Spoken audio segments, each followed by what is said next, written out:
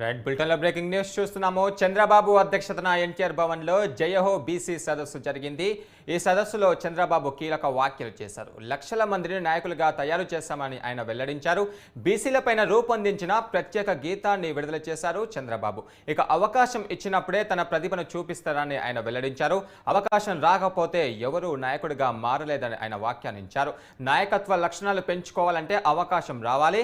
ఇక వైసీపీ ప్రభుత్వం రాగానే 34% స్థానిక సంస్థల రిజర్వేషన్లు 24%కి చేశారని చంద్రబాబు ధ్వజమెత్తారు. ఇక బీసీలను ఆర్థికంగా పైకి తీసుకొచ్చేందుకు తన వంతు కృషి చేస్తామని ఆయన హామీ ఇచ్చారు. ఈ అంశంపై మరిన్ని వివరాలు మా ప్రతినిధి ప్రసన్న కుమార్ అందిస్తారు. ప్రసన్న, చెప్పండి, బీసీ సదస్సులో చంద్రబాబు మెయిన్ గా ఏ సూచనలు చేశారు?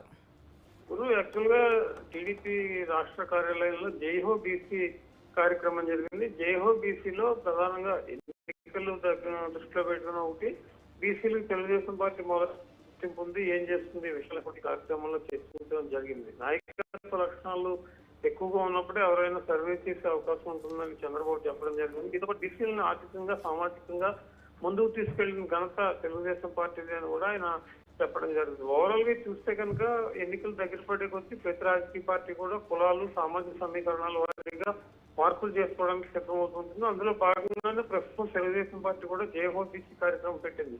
గత ఎన్నికల్లో 2019లో బీసీ సామాజిక వర్గం చాలా వరకు తెలుగుదేశానికి దూరం అవుతూ వచ్చింది. అందులో భాగంగా వాళ్ళని దగ్గర చేసుకునే ప్రయత్నం కావచ్చు, లేకపోతే బీసీ ఓట్ బ్యాంక్ మరింత ఎక్కువగా సాధించే ప్రయత్నం కావచ్చు. అందులో భాగంగానే ఈ సమావేశాన్ని ఏర్పాటు చేసుకోవడం జరిగింది. బీసీలకు తెలుగుదేశం పార్టీ ఏం చేసింది, ఏంటి అనే దానిపై చర్చించడానికి కార్యక్రమం పెట్టుకున్నారని మనకి అర్థమవుతుంది. మరోపక్క చూసుకుంటే రానున్న ఎన్నికల నేపథ్యంలో బీసీలకి తగిన ప్రాధాన్యం ఇస్తామని చంద్రబాబు కూడా హామీ ఇచ్చారు కదా, దీనిపైన ఎలాంటి సూచనలు చేసే అవకాశాలు కూడా కనిపిస్తున్నాయి? అంటే బీసీ హామీ గతంలో కూడా తెలుగుదేశం పార్టీ హామీ ఇచ్చింది. కొంతవరకు రాజకీయంగా కొంతమందికి పదవులు ఇచ్చారు.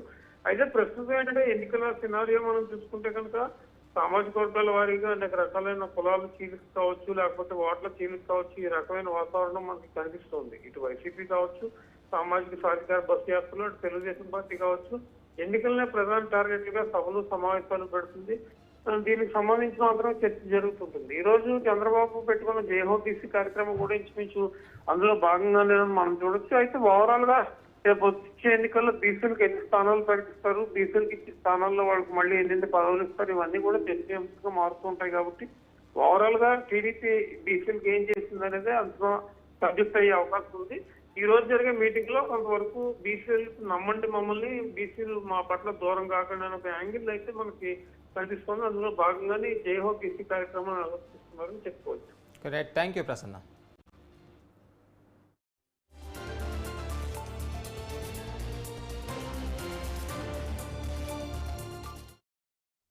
ఎన్టీ రామారావు గారు వచ్చిన తర్వాత బీసీలకు న్యాయం చేసిన ఏకైక నాయకుడు, ఏకైక పార్టీ తెలుగుదేశం పార్టీ.